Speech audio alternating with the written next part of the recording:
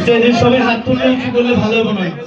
প্রিয় সংগ্রামী নেতৃবৃন্দ, আমরা অনেকক্ষণ বক্তব্য শুনেছি, আপনারা অধীর আগ্রহ করে শোনার জন্য অপেক্ষায় আছেন।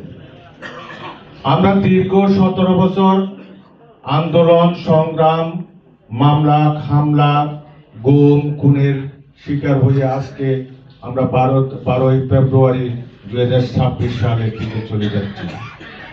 আমাদের নেতা জনাব তারেক রহমানের নির্দেশে আমরা গত 15টা বছর ওনার নেতৃত্বে আন্দোলন চালিয়ে গেছি। সেই আন্দোলনের ফসল আমাদের আগামী 12ই ফেব্রুয়ারি।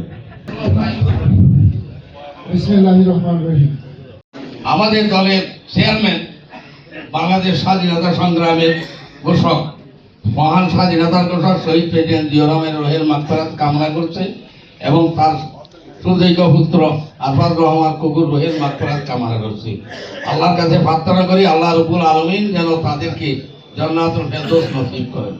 তারেক রহমান কর্তৃক মনোনীত এবং বাংলাদেশ জাতীয়তাবাদী দলের পক্ষ থেকে তিনি আবারও পড়িয়া আমাদের কান্ডারি হিসেবে মনোনীত হয়েছেন আমাদের প্রিয় নেতা জনাব এনামুল হক এনাম আজকে আমাদের এখানে উপস্থিত হয়েছেন।